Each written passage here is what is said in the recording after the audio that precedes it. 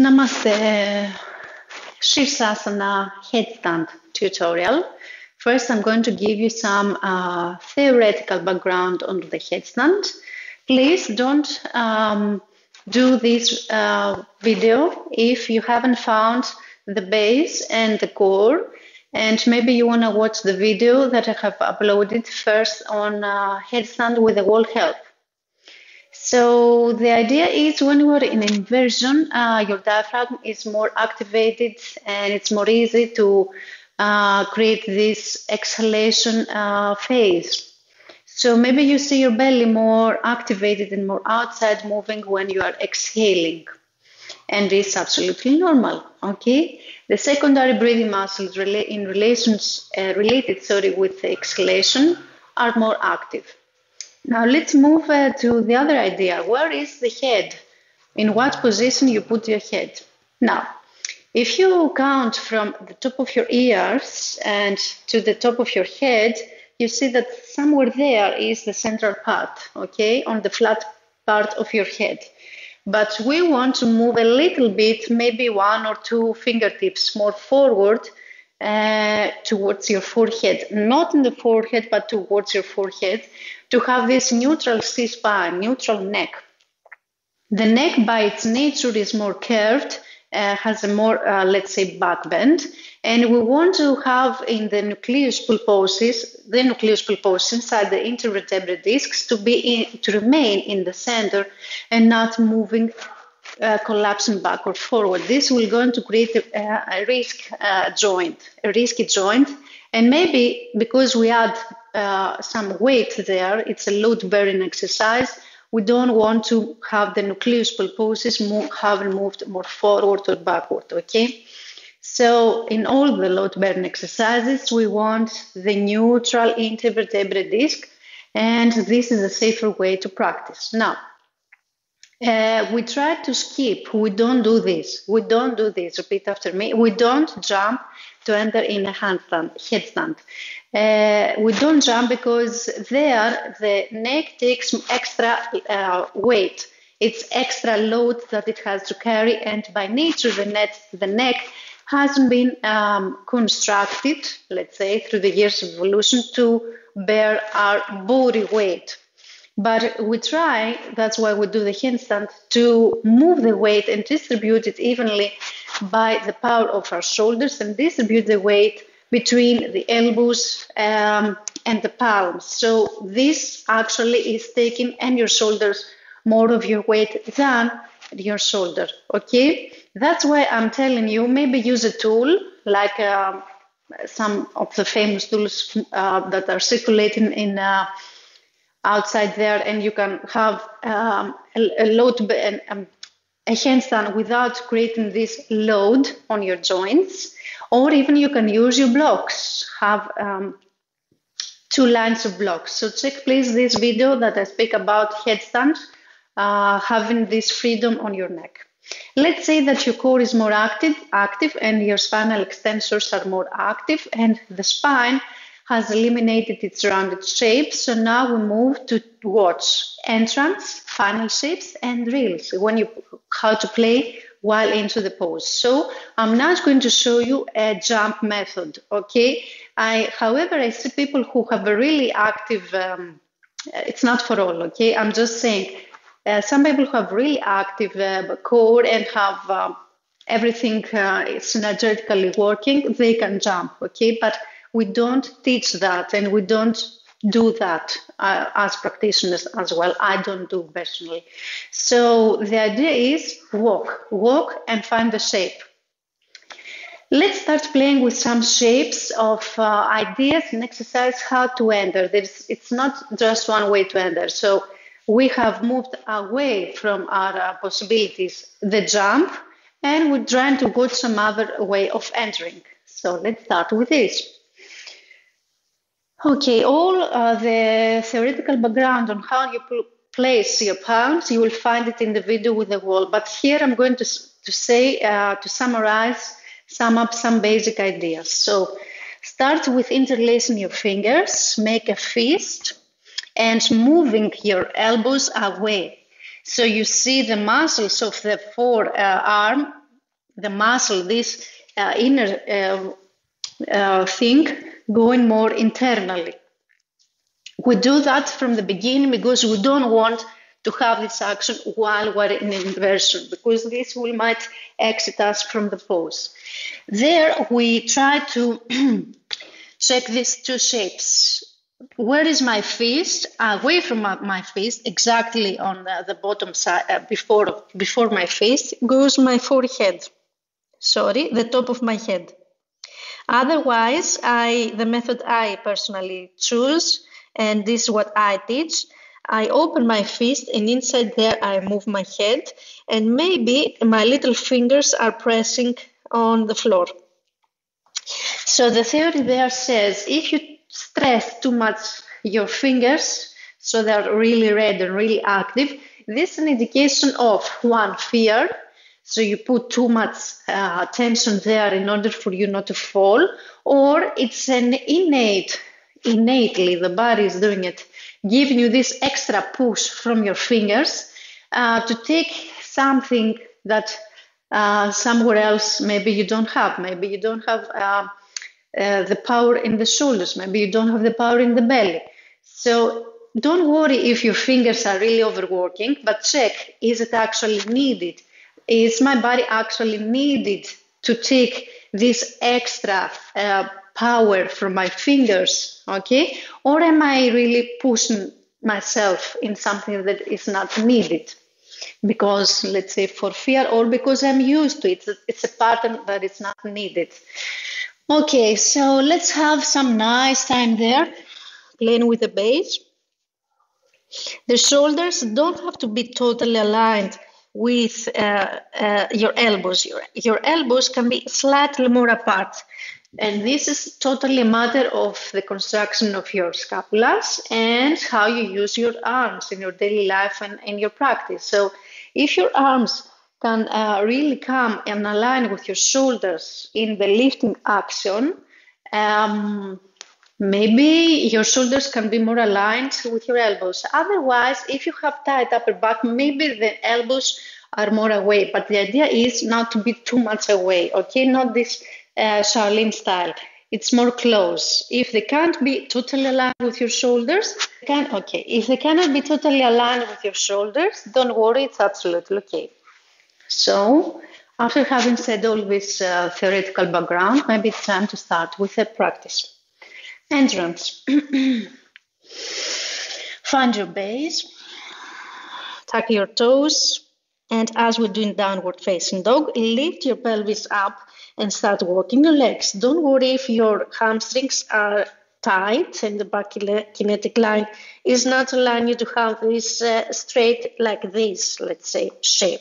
So what you do, keep your knees bent, not too much bent and relax down, but the idea is to try to lift the belly up and try, as you walk in, the belly to find the vertical alignment of the shoulders and maybe even slightly more back. Now, as I move one leg up, I bend my knee, and this is an active action, active knee. Not relaxed knee, active, and my heel towards my hip. And I can see that my toes are really engaged in this plantar flexion. So my ankle is in plantar flexion, and I can see my toes really working, trying to take this engagement. Now, maybe when the pelvis is up, and when the hip is up and the thigh is close to my belly, I'm ready to remove and the second leg away from the floor. Keep pushing the shoulders away from the floor and feeling really the elbows down. If your knees are slightly apart, this is absolutely normal. We don't care in this pose, to move the knees close together. This requires really action from your hip flexors and your hip joint adductors. So don't worry in this shape if your legs are like this and not close like this. Okay, this will happen progressively, and it's not an action needed. The action needed is bend your knees and have a vertical spine and pelvis above your shoulders. On the next phase, one leg first and then the other, and there is one more method for later. Try to breathe. One leg straight. Take this straight leg upward, really slowly, checking your environment. This will create your nervous system more resilience, more understanding, okay? You, your body, and in a relationship to your environment. Okay, now, the difficult part in all the entrances in the handstand is to extend your hip joints so that you see your leg going really aligned with your torso. So you want to move from there to there. And you see this is a weakness very often. We are either afraid or we don't engage the muscles or we don't understand how we are in an inversion. We don't understand how the body is. And maybe we need an external help, or maybe watch a video, a tutorial like this. And maybe it's a nice thing to do. Capture yourself in a video. Record yourself while you practice from the sagittal plane, as I'm watching you now. Okay, you will not be able to see this in the frontal plane. You need to be on the side. We call this in the anatomy sagittal plane. And this is a nice way to check if the hips are finally activated. The hip joints are in an extension. So let's check the other thing. If you don't do that, you have the other choice, which is more difficult, okay? And we have seen this entrance in the Sivananda yoga method. Both knees working together. Now I'm using this straight leg shape.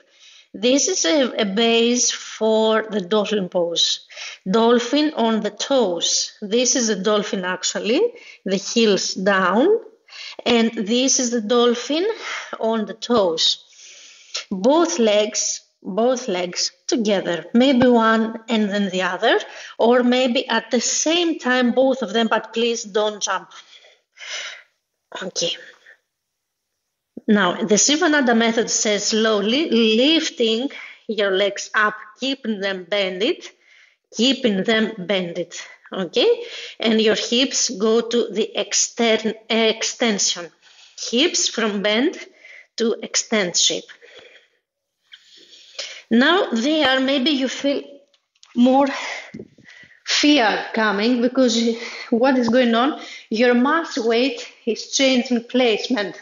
So when your legs are more down, close to the ground and not extended, the mass weight is more close to the ground and it's more safe, more easy for your balance. When your legs slightly go up, the body mass, the mass weight goes up. So what is happening there is that when your legs are more down, close to the ground, the body mass, which means the place that the body has exactly two opposite dynamics neutral, okay, the body mass, it's more close to the ground. And when your legs lift up, then the body mass more away. And why is this a problem? The more away from the ground your body mass, the more difficult to balance. The more close your legs are to the ground, the more easy to balance.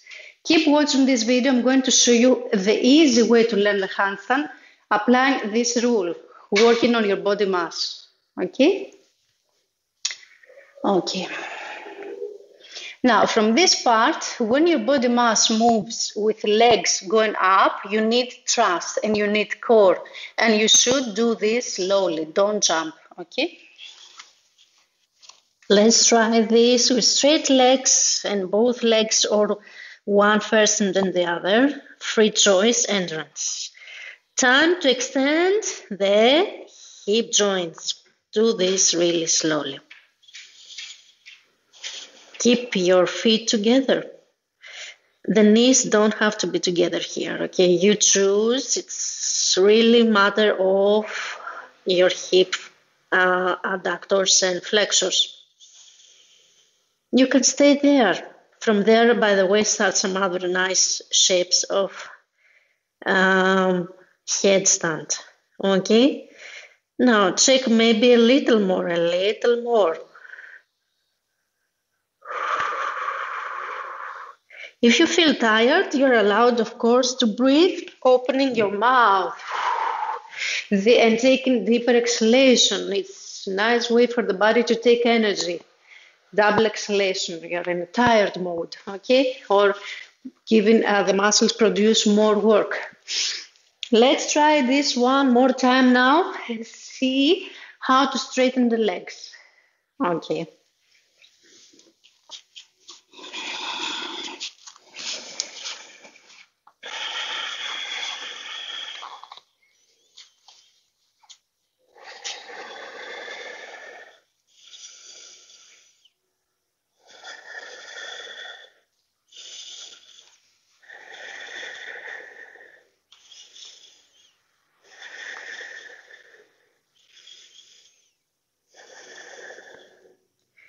Shoulders away from ears and ready to straight legs.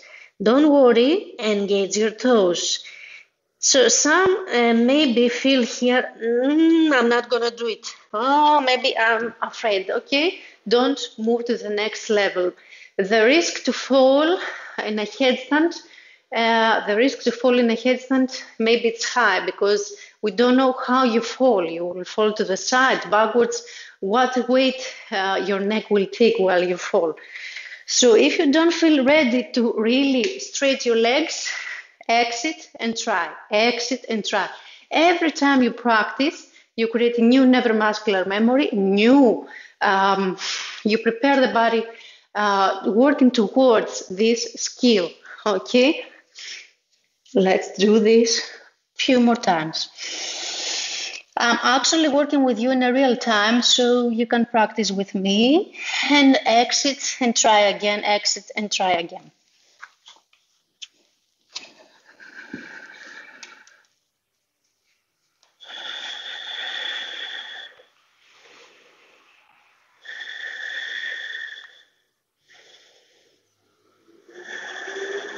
Remember your shoulders away from ears and take this carrots time.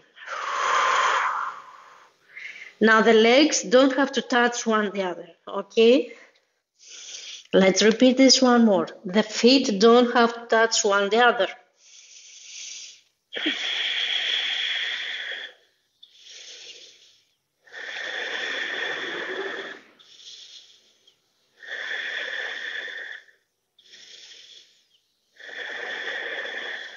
Dry time. Now, something that I really like to work with my students. Don't worry, I can do it. I'm just exiting for you to keep speaking and trying to help you with exit and entering. So a nice visualization. You feel that this part, your pubic bone, and the muscles there, the pelvic floor muscles, are your wall, are as if they are pushing the wall. Sometimes to visualize things is more easy. Another visualization we add is feel as if the toes want to touch the ceiling. So the ceiling is somewhere low and maybe your toes want to touch the ceiling, okay? Other visualizations that might work, I don't know. This personal motivation, you can create something good. Please don't create bad motivation ideas in your mind, like I have to in a bad way, okay? You don't have to. In yoga, we allow people to enter when they're ready, okay? And given this motivation, like, I believe now you're ready. I believe now your body is ready to go away from the wall. But we don't push. And while I'm doing this, please, I encourage you, don't follow me if you don't feel there yet. But see maybe if you're ready, okay? Check if you want to try it. Check maybe if you can find this new limit, okay? One more try.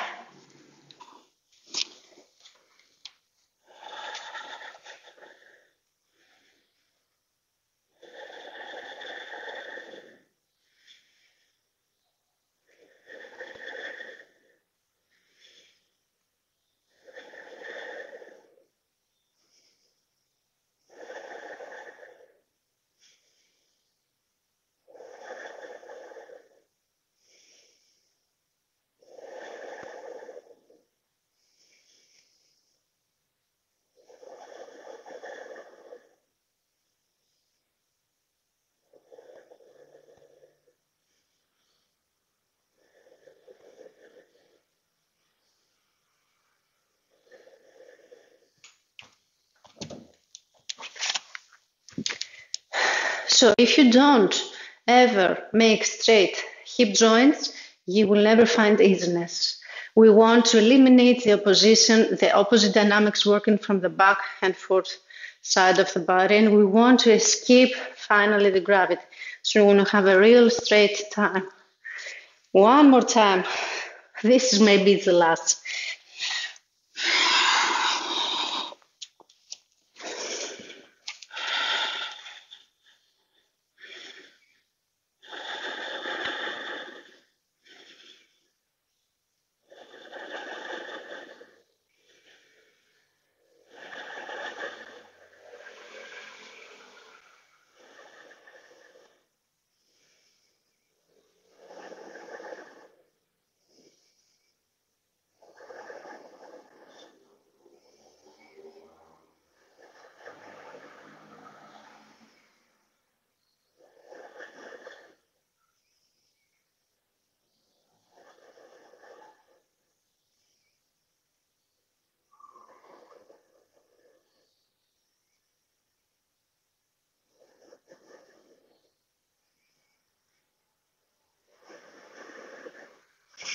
If your shoulders and your arms feel in pain, then the theory says the neck is now overworking, trying to take the power that these parts are missing, and we don't want to have this. So exit, relax, rabbit pose like this, or child's pose, or hero pose to relax the muscles. Okay? Nice, good job. And let's proceed to the next shape. The next shape requires, it's totally related to your body skills, requires all the back kinetic line to be stretchy. So we have one leg straight to go up. A limitation that might happen is there. Maybe this leg is like this, maybe more rounded. So please work with a wall and then proceed to this entrance. The lower leg slowly goes up to find the upper leg slowly. More slowly than I do, maybe.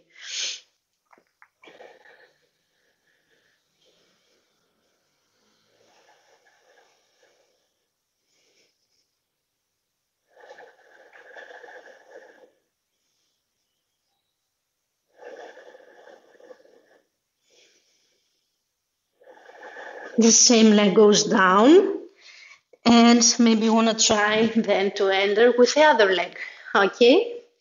Nice. Now change leg.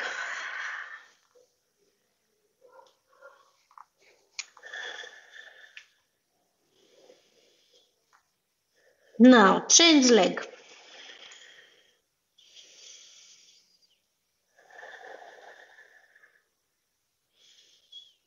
And the upper will be there for you to find it and make this straight effect.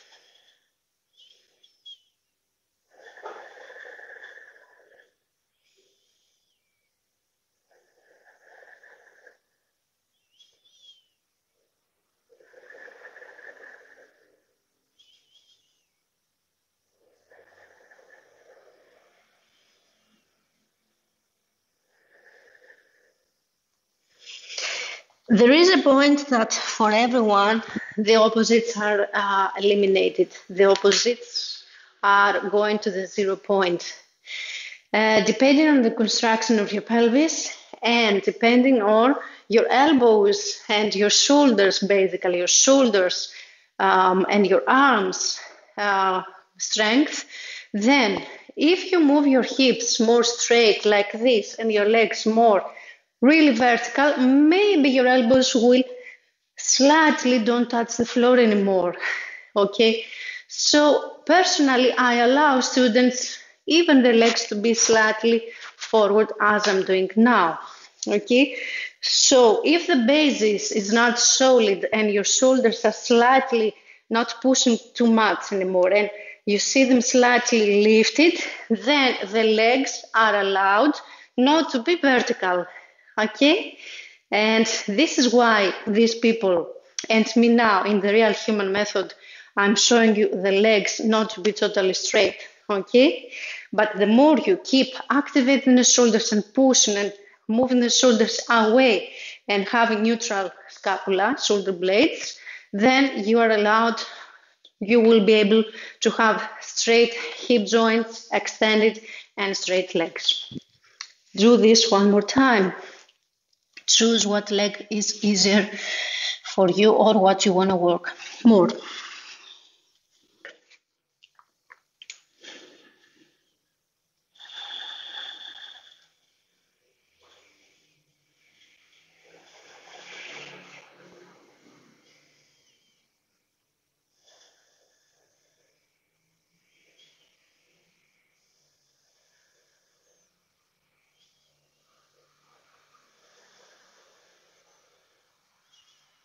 It's nice between the tries to relax. Now, let's try now one more shape.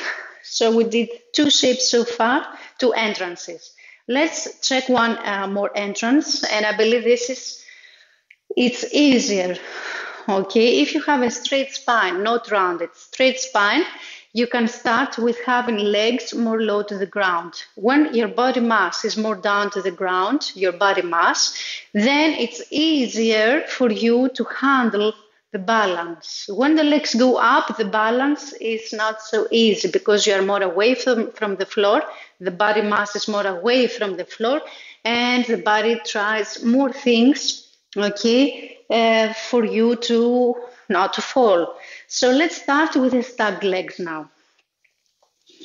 One leg bend it and lift it, and the foot goes on the back side. So you can see this leg having already action on the hip joint, is extended, while the lower leg will lift. These are the stacked legs. You can stay there, or the lower leg starts lifting as well. And from this phase and after, both of legs going straight up. But the idea is to experiment this. You're in an inversion, and you don't have to feel the fear of having straight legs away from the wall, because 2 opposite legs can distribute your weight. So it's not so easy to fall from there, okay? You have one leg there, one leg here. So these 2 opposite dynamics can really be, you can handle them. Okay, let's go to the final shape from there.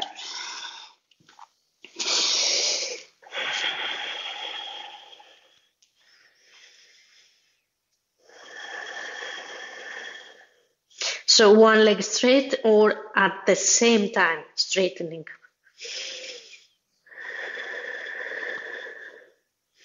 Do this slowly if you are not familiar with Sirsasana away from the wall. Remember, visualization methods. The pubic bone is totally straight, as if I'm touching an imaginary wall. So this is my wall, actually, my pubic bone. And you feel the muscles in there active.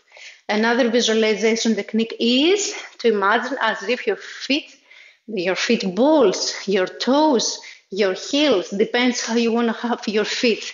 So like this, tight shoe, spread toes, sun rays, or even like this, okay? So as if your balls want to touch an imaginary ceiling that's really ceiling, so it is really low, or your toes, or even your heels. A lot of methods you can use. Visualization technique work to some type of learning styles, like the person who works with visualization, okay? A lot of people out there learn in this way. Other people want to feel touch and want to feel the hands-on as wrist of a teacher. And maybe all will like this, because the body in the beginning doesn't have the idea where is exactly the straight line, and you don't know where is back and forth. That's why I propose go and work with a wall help and stay away. Pull the wall. We can have amazing practice going to the wall, and you don't have to feel ashamed because you are independent with the wall. You are dependent, wall dependent. Okay, let me show you the half pike press from the sagittal plane. and check this kind of spine. We want these lower ribs, the mountains, not to be pulled out, hyperflexive, but pull them inside like that. Okay, so keep the spine with a list of contraction of your obliques close, and the rib cage closing.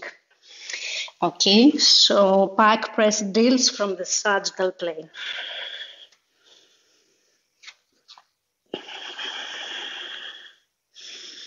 You can add your own rhythm, you can do it more quickly.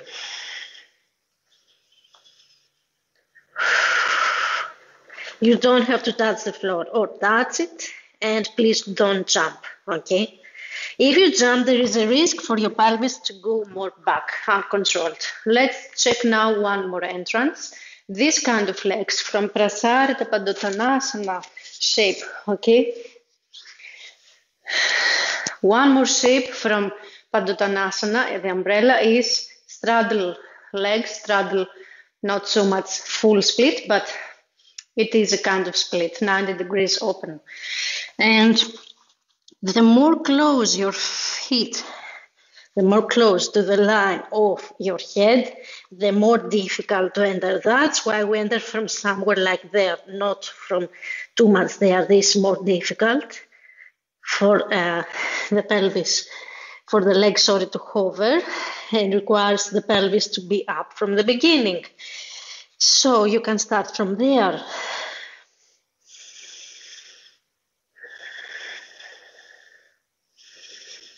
And close it. It's an entrance, okay? Also, you can work with it as a drill.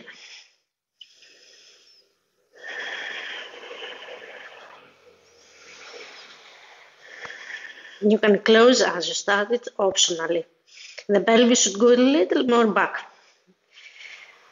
You don't do anything, the body knows how to do it. You don't think, okay, let me find one rest time for my breath.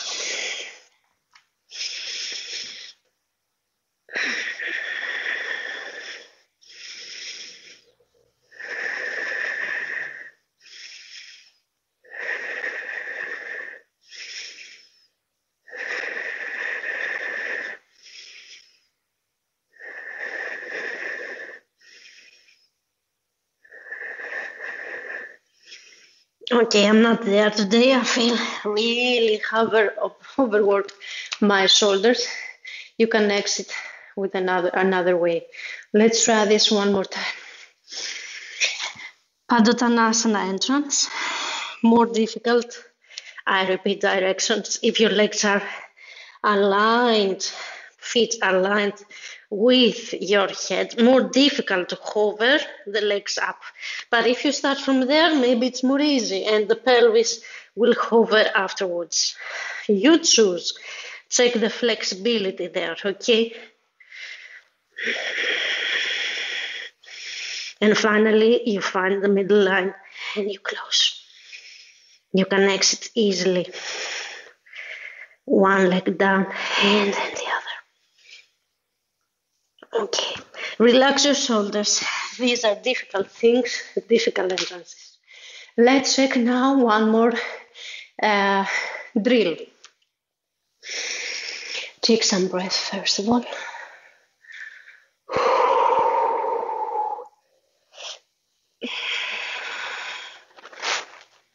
Stretch time, relax. Or simply sit there to relax the muscles without stretching. Neutral position. Okay, now from the frontal plane, I'm going to show you one more entrance, which is not actually to learn to go in an inversion, but it is for us an extra drill. It is as an extra challenge. So this requires your forward split action, and also it requires your rotation of the spine. So let's start with what is easier first. For me, it's easier the frontal leg to be the right one as my split. The back leg can be bended, find the hollow back, or more extended. and rotate.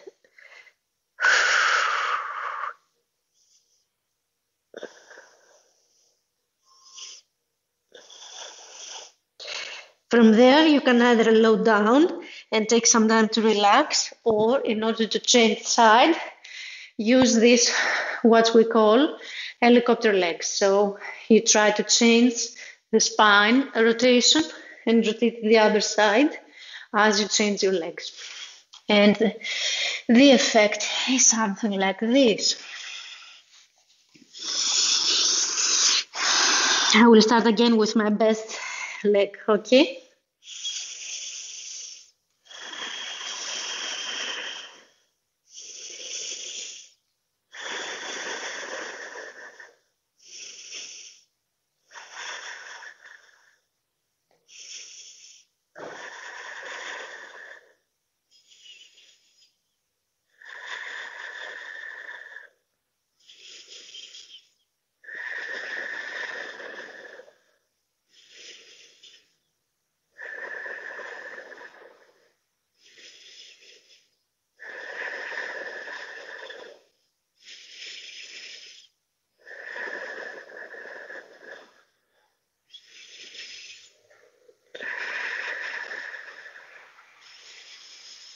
Choose your own speed. Pass from straddle split and change.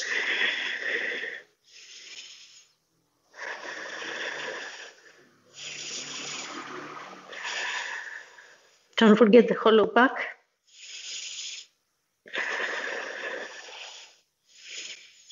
And that's it. Of course, there are more things to do while in a headstand. You are still on your head, but you change the position of your arms.